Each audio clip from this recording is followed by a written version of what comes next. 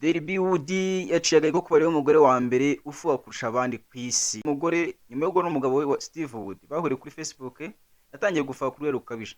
Ibi byagaragaye ubwo yari ari kuri televiziyo Appearance on This Morning, aho yari abajijwe uko yabigenza kugira ngo umugabo we ntamuce inyuma. Nibwo yatangaje ko buri gihe iyo umugabo we atashye mu rugo avuye ku kazi cyangwa avuye mu rugendo, abanza gusuzuma email z'umugabo we akamenya abo bandikirana, akamenya bank account ze, ibintu byose akabicekinga mu rwego rwo kumenya niba uwo mugabo atamuca inyuma. Ikirenze kandi umugore yabasha kuba yagura lie detector. Iki ni cya gikoresho cyangwa imashini ipima umuntu niba ari kubeshya cyangwa avugisha ukuri.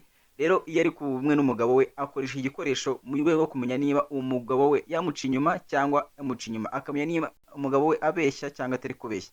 Derby Wood rero bivuga ko yaba arwaye indwara yitwa Okello syndrome. Iyi akaba ari indwara irangwaho kuba umuntu ahorana ubwoba bwo ko umuntu amuca inyuma, agahora yishidikanyaho kenshi, akaba atizeye mu busanzwe.